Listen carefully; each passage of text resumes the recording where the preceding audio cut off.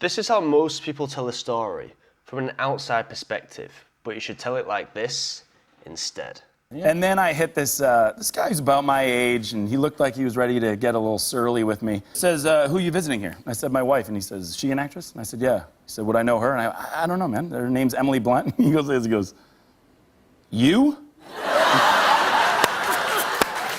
And I went, yeah. And he goes, you married Emily Blunt. And I go, yeah. And he goes like this.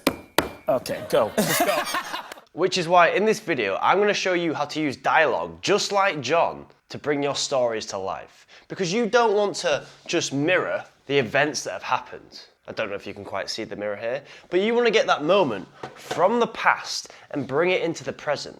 Because then they're not just hearing it, they're going to feel it, they're going to experience it, they're going to relive that moment. And that is where dialogue comes into play. That's why dialogue is so important with your stories. Dialogue taps into the audience and transports them into the moment of when that experience is actually happening. Because think about it, imagine if John just went, yeah, I went to the airport and the officer was very angry and then he didn't believe that my wife was Emily Blunt. It's boring, it's vague, it doesn't bring the story to life. And that's why the dialogue that John has used is very effective. John has used character-to-character dialogue. And you see how he got all those laughs? He wasn't trying to be funny. He just revealed the humour. He didn't tell humour. And that's the great thing about using character-to-character dialogue. But knowing that you've got to use character-to-character dialogue is not enough. Because if you use this in the wrong way, you won't bring your story to life. You will bore your listeners out. And before we get on to the next step, if you want to know how to integrate that dialogue and those stories into your presentations, check out the link below. I will send you a free blueprint and framework on exactly how to incorporate them in your presentations. But let's get back into the video. Because with dialogue, you're not trying to have a full conversation. You're not trying to give every little detail of what's happened. Like, imagine if you've had a 5-minute conversation. How are you going to narrow that down and put that into a story? When you read a newspaper, you don't remember all the text, you don't. You remember the headlines, the most important point. When you're giving dialogue, when you're giving these lines in your story, you want to speak in headlines and not the transcript. You want to include the impactful lines, not every single line that was used in that conversation. Because that is how you're going to get your point across a lot quicker. For example, let's do one. Imagine you play sport and you're having a little discussion with your coach, and your coach has a 5-minute conversation with you, and it goes like this. All right, you need to make sure you're getting up at 4 a.m, you're doing those runs. Then after that, you need to make sure that you're getting the right recovery in. So don't go straight and go and watch TV. I want you to go in and I want you to get an ice bath, work on that sauna work. And remember, you need to make sure you're getting the right nutrients in your body. So get into the kitchen and cook up some healthy food. Then once you've done that, you need to prep yourself for your second session of the day, yeah? Because if you don't prep yourself for the second session of the day, which is the most important session of the day, you've failed. There's no point you even trying. And then he goes on and on and on and on and on and on. You can't put that into a story. You could simply say, Coach looked at me and said, you either want it or you don't. You're going to sum up what he has said and use it as an impactful line and not the transcript. And that is character-to-character dialogue. But that is not the only way that you can use dialogue to bring your stories to life. In fact, there's 2 more types that you can use. One of them being inner dialogue. Now, the great thing about inner dialogue is you can actually say anything you want. Anything that you were thinking at that current moment in time, whilst that experience was happening, you can say it. And the great thing is, even if you weren't thinking it, you can still say it. You can play on the story here a little bit. Now, take a look at this example by Vin Jan. Dad, do you remember that investment property you bought in 2001? And you said it was for me, for motivational purposes. Commercial Law 1 and 2 stated it was a verbal contract. It's come the time I'd like to sell it.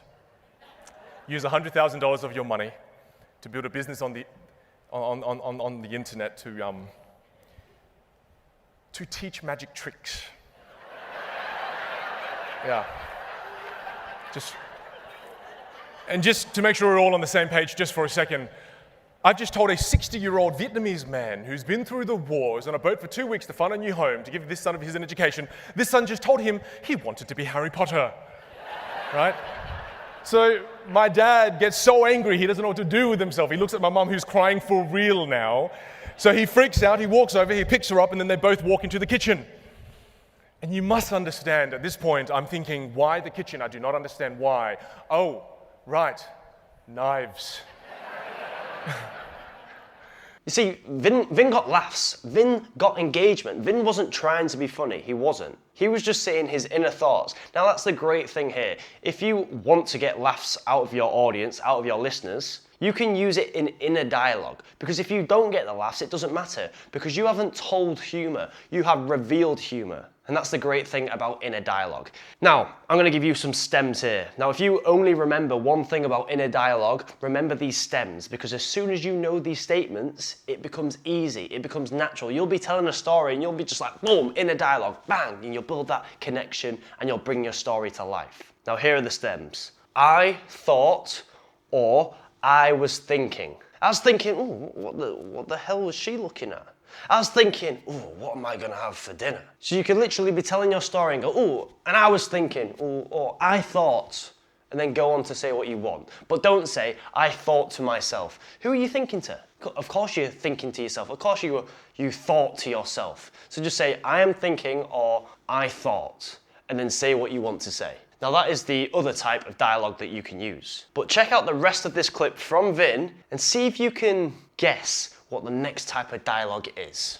And I don't panic, I try to be calm, but then they whisper, and it freaks me out. And my imagination goes wild. I'm like, what are they saying in there? And this is what I'm thinking Dad's saying, something along the lines of this. Don't worry, honey, don't worry, we kill this boy tonight, okay? Don't worry, okay, honey, tonight. We make another one, okay? Okay, don't worry. Okay. Don't worry.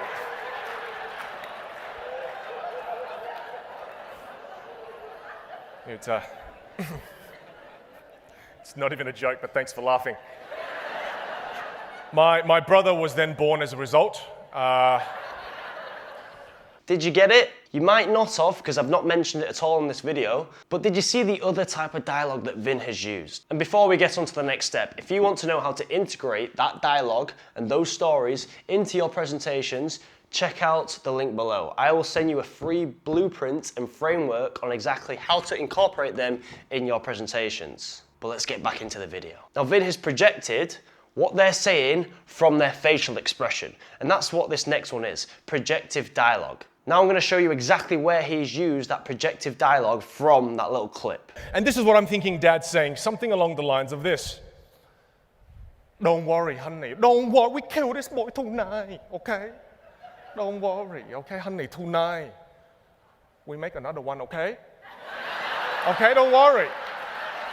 Okay, don't worry. Now, the great thing about this one, even if you don't think it, you can still say it. And the same thing about inner dialogue. This reveals the humor. It doesn't tell the humor. You're not trying to be funny, but if you get the laughs, it's a bonus. And if no one laughs, it doesn't matter because you're projecting what they are saying from their facial expressions. Like the last one, you had stems. I'm going to give you 2 stems for this one. She was looking at me as if to say. He was looking like boom, boom, boom. If you remember anything from this video, remember the stems, because as soon as you have the stems, it is easy. As soon as you have the foundations, it's easy. The stem is the foundation to branching off and becoming creative with your dialogue. But that's not the only type of projective dialogue. Now, this next one is a subcategory of projective dialogue, and it is audience projective dialogue. Take a look at this example.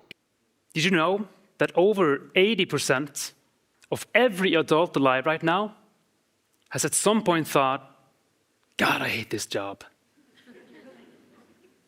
Now this is where you bring the audience into it. You say what you think they are thinking or what you think they have thought before. And it's a great way to get the audience involved into the story too. A great stem that I like to use is, you're probably thinking. You could be going through your story and go, well, you're probably thinking. Like you're probably thinking how you can use this dialogue in your stories.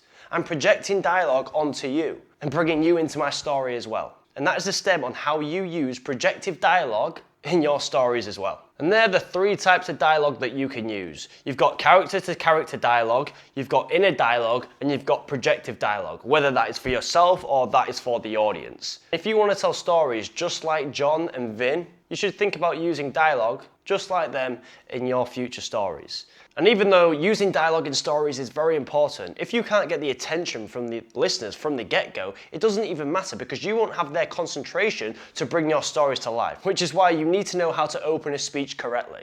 And that's exactly what this video goes through. Anyway, see you later on. Time for a 6K run. Bash! Boo!